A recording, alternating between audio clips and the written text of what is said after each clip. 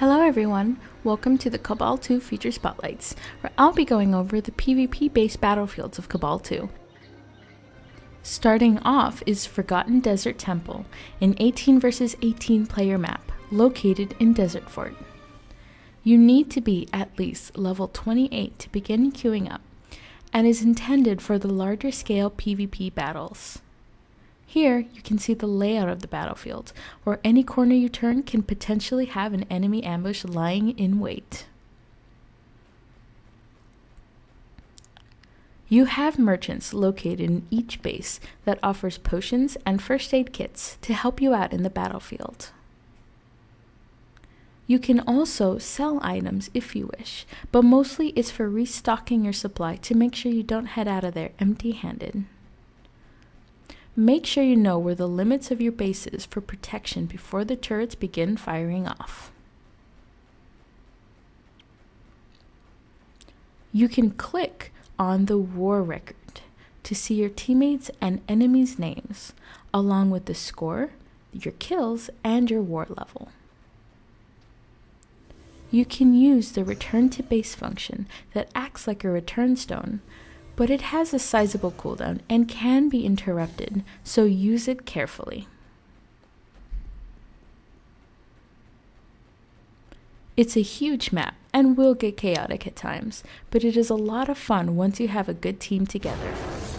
The battlefield officially starts at 45 minutes, so be ready with your abilities once it starts up, because you'll never know where the enemy is hiding. You'll notice enemy turrets hitting you from the side, so you can't just run up and attempt to capture the enemy baseline. Be careful. Before the official match starts, you'll be unable to attack the enemy turrets.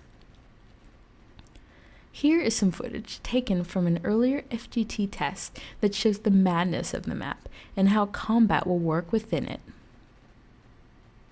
Your goal is to get your NPC allies to the enemy base, where you will attack the opposing commander and eventually destroy their base. You take up the roles of either the Desert Fort soldiers or the Scorpion rebels during this battlefield.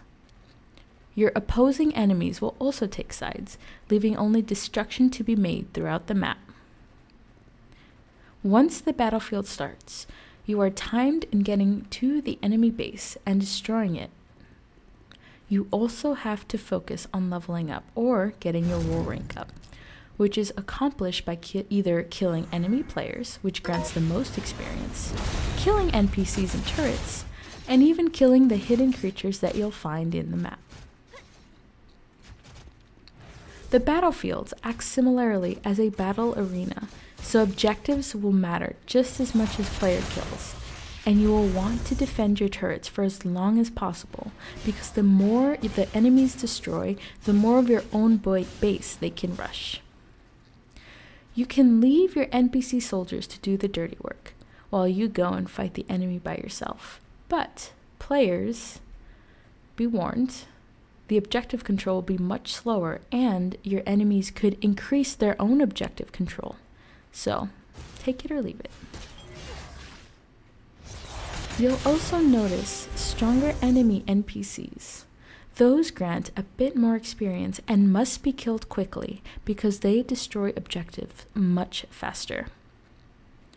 Getting a higher war rank means more health, mana, and damage being outputted. Keeping track of your enemy's war rank is vital, because if you're going up against a higher level ranked class, there will be nothing but sadness for you during that fight. Trying to sneak your way around the base will leave you nearly dead in the process, as was my case, as you cannot destroy those turrets without first destroying the outer ones. Make sure that you're communicating with your team and taking down those objectives. And now we move on to Maelstrom Castle. Maelstrom Castle is a smaller map, being only 6 vs 6, and is intended for more team-focused, arena-style PvP. You can see that this map leaves little room for sneaking around. Any combat will be pinpointed on the map, be it yours or your enemies, and the layout will almost certainly force players into interaction. The goal of the map remains the same. Get to your opponent's base and destroy their Guardian Stone before they can destroy yours. This map is also shorter in length time-wise, but will probably feature more close quarters combat.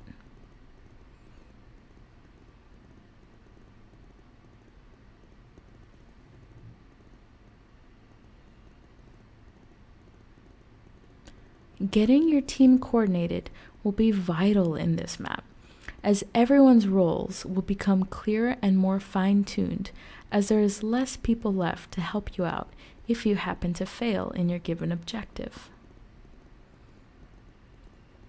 If you find yourself trapped in a room as the doors close, you can attack the NPCs hidden in the rooms to gain war levels on your opponents, but chances are they will attempt to do the same. These creatures are much more difficult to beat than the ones located in the Forgotten Desert Temple battlefield, but will grant more experience per kill. Attacking them could also place your character at risk, as the enemy players will be able to see your position pinging on the map and will either see this as an open invitation to go towards your base or allow them to attack you, which will mean you're being attacked by both an enemy player and a strong enemy mob. Establishing a leader before the games begin could be a great communication tool for coordination, as well as handing out roles that could go for classes, such as telling a Force Shielder to peel for the priest, or if you have 2 Force Shielders, telling one to defend the lighter armor classes and telling the other one to engage and CC the enemy priest.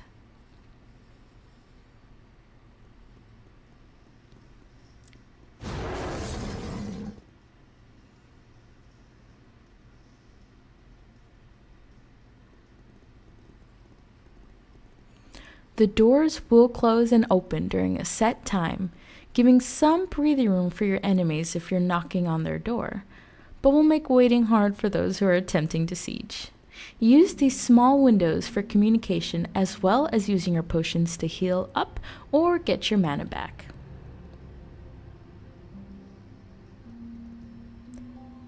Once you reach your objective, there will be a turret defending the enemy spawn point to prevent players from being killed repeatedly inside of their own base. Kill the enemy Guardian Stone to win the map and get some honor.